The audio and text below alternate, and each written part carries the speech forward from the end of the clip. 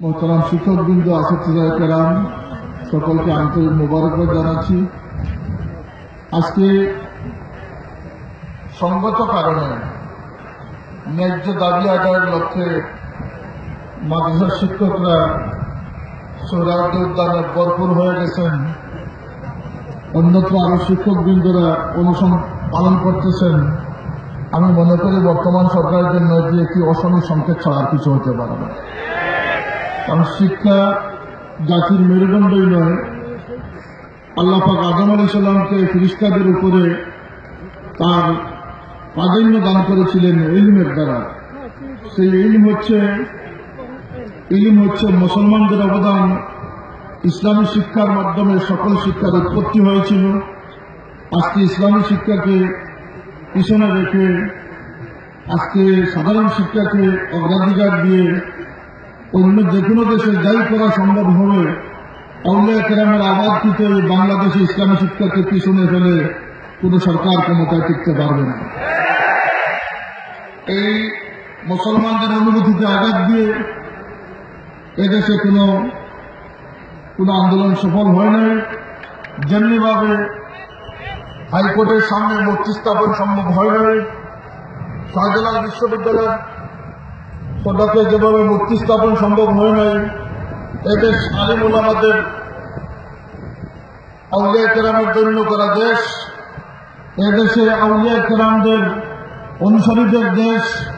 এদেশে সরকার চালাতে হলে ইসলামিক বাপধারার সরকার চালাতে হবে। এদেশে নাস্তিক মোর্চাদের কোন স্থান নেই, এদেশে জঙ্গিবাদের কোন স্থান নেই। আজ পর্যন্ত মাননীয় স্বরাষ্ট্রমন্ত্রী এখানে কিছুক্ষণের মধ্যে আসবেন। এদেশে একটি মাদ্রাসাকে জঙ্গির আস্তানা বানানো সম্ভব হয় না।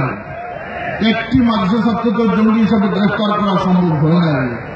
এই মাদ্রাসাগুলোকে টিকিয়ে রাখলে শুধু শিক্ষা বাঁচবে না, নৈতিকতা বাঁচবে। আর নৈতিকতা বর্জিত শিক্ষা মানুষকে মানুষ বানাতে পারবে না, সুদখোর ঘুষখোর বানাবে, সমাজকে নষ্ট করার একটা হাতিয়ার ছাড়া কিছু লাগাতে পারবে না। যেখানে নৈতিকতা রয়েছে, যেখানে ধর্ম রয়েছে, সেখানে নৈতিকতা রয়েছে। সুতরাং নৈতিক শিক্ষা লাভের জন্য মাদ্রাসা শিক্ষার কোন বিকল্প নাই। আর মাদ্রাসা শিক্ষকদের আন্দোলনের জমিয়তুল মুদাররিসিন ছাড়া কোন বিকল্প নেই। আমরা আজকে শ্রদ্ধার সাথে স্মরণ করি আমাদের মরহুম হযরত মাওলানা আহমদ আল্লাহ রহমতুল্লাহ আলাইহি, যিনি মাদ্রাসা শিক্ষকদের ভবিষ্যৎ চিন্তা করে মাদ্রাসা শিক্ষকদের জন্য তিনি যে অবদান রেখে গেছেন, এই আলিম ওলামারা যতদিন বেঁচে থাকবে তাকে শ্রদ্ধার সাথে স্মরণ করবে। আজ তারই সুযোগ্য সন্তান আমাদের বাহাউদ্দিন এম এম বাহাউদ্দিন ভাই, তার মাধ্যমে এদেশে মাদ্রাসা শিক্ষকদের এই সমাবেশ এটাই প্রমাণ করে যে এদেশে কোন সরকারকে আলিম ওলামারা রাজনীতি সরাসরি সক্রিয়ভাবে করেন না। তবে মাননীয় প্রধানমন্ত্রী, আপনার জানা আছে, আপনি যখন স্বতঃস্ফূর্তভাবে সংখ্যাগরিষ্ঠভাবে দেশের ক্ষমতা এসেছিলেন, এই আলিম উলামারাই আপনাকে সমর্থন করেছিল বলে আপনি ক্ষমতা আসতে পেরেছিলেন। আজ এদেরকে আপনি দূরে ফেলে দিবেন না। মাদ্রাসা শিক্ষকদের একমাত্র দাবি হচ্ছে, আজকের একমাত্র দাবি হচ্ছে যে এই বেসরকারি শিক্ষকদেরকে তাদের চাকুরিকে জাতীয়করণের আওতাভুক্ত করা। আমরা আরো অনেক বৈষম্যের শিকার রয়েছি। 26,000 প্রাথমিক বিদ্যালয়কে, প্রাইমারি স্কুলকে জাতীয়করণ করা হয়েছে।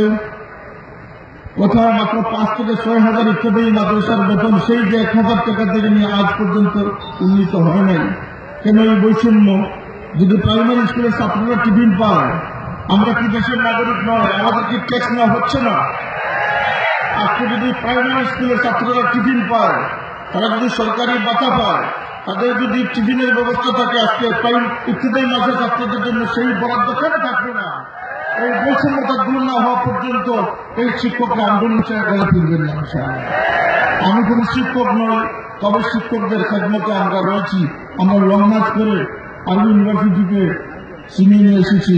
ইনশাআল্লাহ আরো যদি প্রয়োজন হয়, শুধু সিলেট থেকে নয়, বাংলাদেশের সর্বত্র থেকে লং মার্চের পর লং মার্চ ডাকার রাজধানী শহরে আসবে।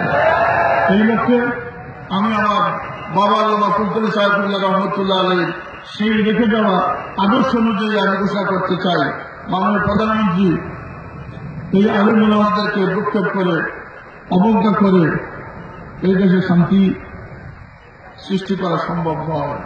এরাই হচ্ছেন শান্তির প্রতীক, এরাই হচ্ছেন মানুষ গড়ার কারিগর, এরাই হচ্ছেন তালিম তরবিয়তের উদ্যোক্তা। সুতরাং শিক্ষকবৃন্দকে রাজপথে রেখে কোন সরকার সমৃদ্ধির কথা বিবেচনা করতে পারেন না। আজকে তাদের এইটুকু দাবি, ন্যায্য দাবিটুকু আপনি পূরণ করেন। দেখুন এই সমস্ত শিক্ষকরা আপনাকে তকবীরের পর তকবীর দিয়ে আপনার জয়জনী ঘোষণা করবে।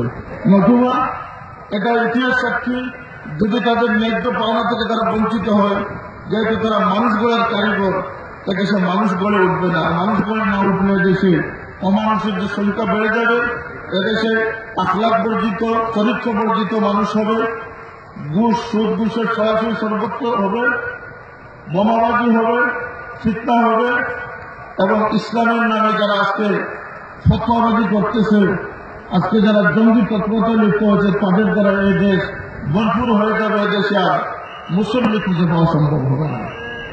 এই লক্ষ্যে আমরা সরকারের নিকট দূর দাবি জানাই যে আমি আশা করি আজকের এই সমাবেশ মাননীয় প্রধানমন্ত্রীর নজর কাড়বে। তিনি এই একমাত্র সিদ্ধান্তকে, একমাত্র দাবিকে তিনি বাস্তবায়ন করার আশ্বাস অতি শীঘ্রই প্রদান করবেন, এবং যেদিন প্রদান করবেন এত লক্ষ লক্ষ আলিম ওলামাদের আর শ্রদ্ধার পাত্রী হিসাবে তিনি এদেশের মস্তদে তার পাকাপোক্ততা মজবুত করে নেবেন আমি আশা করি। আমি আমার কথা দীর্ঘায়িত করছি না। এই আন্দোলনের সংগ্রাম আমরা একমত রয়েছি।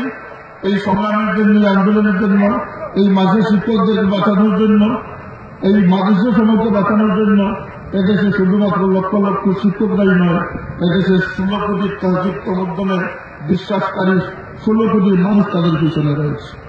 যে কথাটি আমাদের নেশারাবাদী হুজুর বলে গেছেন যে খাজা মঈনুদ্দিন চিশতি সুলতান হিন্দুস্তান, এটা তিনি মুকুটহীন সম্রাট। কেন বলে জনগণ তাকে সম্রাটের আসনে স্থান দিয়েছে। শাহজালাল ইমামি রহমতুল্লাহ আলাইহির দেশ, শাহজাহানের দেশ, এদেশের নাস্তিক্যবাদী দেশ হত মানুষ দেবে না। এদেশে ইসলাম থাকবে, মাদ্রাসা থাকবে, মানুষের শিক্ষক আলিম উলামারা থাকবে। এটা শাপলা চত্বর বিবেচনা করলে হবে না। এটা সুহরাওয়ার্দী উদ্যান। এই আলিমরা দেশের শিক্ষা ব্যবস্থাকে সচল রেখেছেন। তাদের পেটে লাঠি দিয়ে এদেশের সমৃদ্ধি অর্জন সম্ভব নয়। এদেরকে সুযোগ সুবিধা বঞ্চিত করা উচিত নয়। তাদেরকে তাদের ন্যায্য পাওনা দেন, এবং একই সাথে তিনি মাদ্রাসার কথা বিবেচনা করবেন। যত বৈষম্য রয়েছে আমি ধন্যবাদ জানাই, কৃতজ্ঞতা প্রকাশ করি মাননীয় প্রধানমন্ত্রীকে এবং আমাদের শিক্ষামন্ত্রীকে। এই শিক্ষামন্ত্রী আমার সাথে অনেকবার তার কথা হয়েছে, তিনি বলেছেন কোথায় বৈষম্য রয়েছে, আমরা সেই দিকটা তাকে তুলে দিয়েছি। তিনি নিশ্চয়তা দিয়েছেন আমি তাহমিল এবং ম্যাট্রিক লেভেলের প্রধান শিক্ষকের বেতনের বৈষম্যতা আমরা দূর করে দিয়েছি। তাহমিল এবং ইন্টারমিডিয়েট লেভেলের বৈষম্যতা দূর করে দিয়েছি। আমরা তার জন্য কৃতজ্ঞ। আরবি ইউনিভার্সিটি বিগত দূর সরকার দেয় নাই, জামাত ইসলামের কারণে আরবি ইউনিভার্সিটি আমরা আদায় করতে পারি নাই। আজকে এই মাননীয় প্রধানমন্ত্রী তার নিকট আমাদের কৃতজ্ঞতা যে আজকে আরবি ইউনিভার্সিটি তিনি আমাদেরকে দিয়েছেন, আমরা সফল হয়েছি, তার প্রতি আমাদের কৃতজ্ঞতা প্রকাশ করছি। আজকেও যদি এই আন্দোলনকে তিনি গুরুত্ব দিয়ে মাদ্রাসা শিক্ষকদের ন্যায্য অধিকার দান করেন, তাহলে ঠিক এমনিভাবে আবার তার প্রতি আমরা কৃতজ্ঞতা প্রকাশ করতে প্রস্তুত রয়েছি। আমরা অকৃতজ্ঞ নয়। আমাদের সমস্ত ইতিহাস মনে রয়েছে, আমরা বঞ্চিত হয়েছিলাম। মাদ্রাসা শিক্ষা একটা ক্রান্তিকাল অতিক্রম করেছিল। মাদ্রাসা শিক্ষাকে জাতীয় ইউনিভার্সিটির অধীনে ন্যস্ত করার পায়তারা ছিল সাইন্টিফিক হবে না, কিন্তু আমরা আন্দোলন করেছিলাম, সেটা ঠেকিয়েছিলাম। আর এই বঙ্গবন্ধু কন্যা শেখ হাসিনা তার সুযোগ্য দূরদর্শী চিন্তার কারণে আজকে ইসলামী আরবি বিশ্ববিদ্যালয় প্রতিষ্ঠা হয়েছে।